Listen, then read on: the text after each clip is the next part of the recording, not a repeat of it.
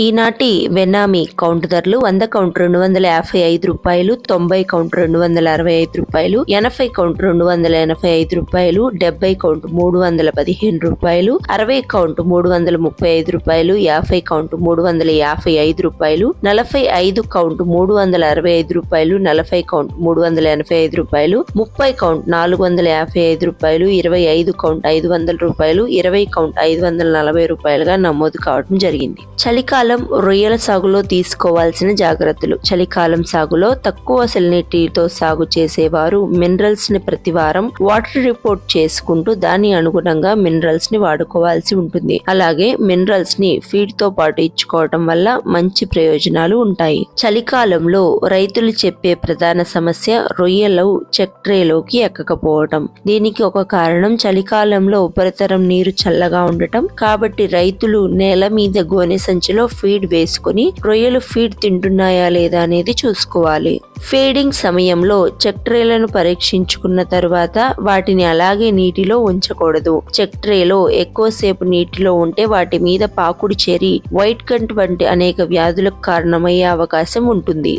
చలికాలంలో సూర్యరశ్మి తగినంత అందకపోవటం వల్ల చెరువులో ఫైటోప్లాంక్టన్ తక్కువగా ఉండి చెరువు నీరు తేటపడిపోవటం కనిపిస్తుంది. కాబట్టి చెరువులో అరకట్ట వర్మీ కంపోస్ట్, అరకిలో సాయిల్ ప్రోబయోటిక్ ని ఇసుకతో కలుపుకొని చెరువులో చల్లుకోవాలి. ఇలా చల్లుకోవడం ద్వారా చెరువులో ప్లాంక్టన్ ఏర్పడుతుంది. చలికాలంలో పాలికల్చర్ సాగులో ప్రత్యేక శ్రద్ధ తీసుకోవాలి. ప్రధానంగా డిఓ లెవెల్స్ ఎలా ఉన్నాయో తెలుసుకొని ఆక్సిజన్ ట్రీట్మెంట్ చేసుకోవాలి. చలికాలం చెరువులో ప్రధానంగా వాటర్ pH ని పరీక్షించుకుంటూ ఉండాలి. ఉదయపు సాయంత్రం వేళల్లో వ్యత్యాసాలు ఎక్కువగా ఉండకూడదు. pH తక్కువగా ఉంటే లైమ్ అప్లికేషన్ ఇచ్చుకోవాలి. ఆక్వా చెరువుల్లో సాగు చేస్తున్న పండుగప్ప సీబాస్ చేపలకు ఇటీవల వ్యాధులు విజృంభిస్తున్నాయి. తాటాకు, జలగ, రెడ్ డిసీజ్ వంటి వ్యాధి సోకి ఈ చేపలు మృత్యువాత పడుతున్నాయి. ఇటీవల వాటికి ఆహారంగా రొయ్య తలకాయలు, ఇతర వ్యాధికారక చేపలు వినియోగిస్తున్నారు. వీటి ప్రభావంతో వ్యాధులు విజృంభిస్తున్నాయి. యాజమాన్య పద్ధతులు పాటించడం ద్వారా వాటిలో వ్యాధుల ఉధృతి తగ్గించి నష్టాల నుంచి గట్టెక్కించవచ్చునని భీమవరానికి చెందిన ఆక్వా నిపుణులు అడబాల గోపాలరావు సూచించారు. స్ట్రెప్టోకోకస్ ఫిబ్రియో వంటి బ్యాక్టీరియా ప్రభావంతో పండుగప్ప చేపలకు రెడ్ డిసీజ్ సోకుతుంది. దీని ప్రభావంతో చేప శరీరంపై ఎర్రటి మచ్చలు, పుండ్లు ఏర్పడతాయి. వాటి కళ్ళు పైకి పొడుచుకుని వస్తాయి. పేగు వరుపు వస్తుంది. స్లావో